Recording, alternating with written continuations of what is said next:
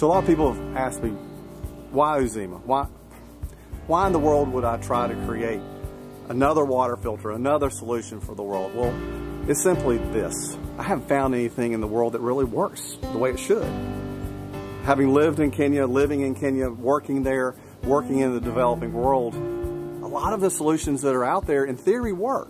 A lot of the solutions out there were born out of a laboratory. And we realized that the conditions of the developing world are such that we've got to have a different solution. So we created Uzima to be the real life solution that can be deployed anywhere in the world, that can work anywhere, almost in any condition.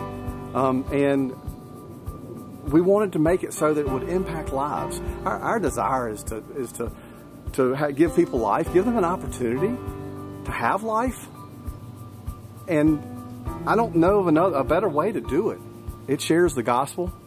It shares the gospel of clean water. It shows people that as a Christian that our words are connected to action.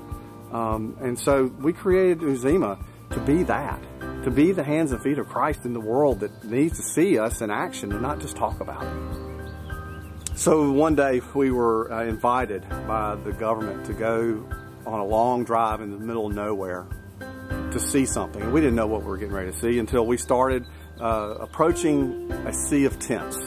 These people that had this sea of tents was a sea of people. They had been displaced from one location, and the government intentionally put them in this location where there was nothing. They had absolutely nothing. We had a small handful of water filters with us. And when we got there, we realized that what we had was not enough.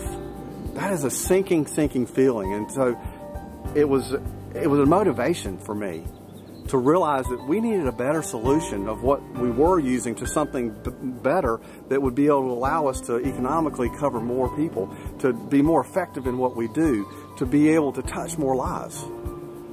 So subsequent, the end of that story was we were able to go back once we were able to launch the Uzima filter. And every household got a filter. And it's a beautiful thing.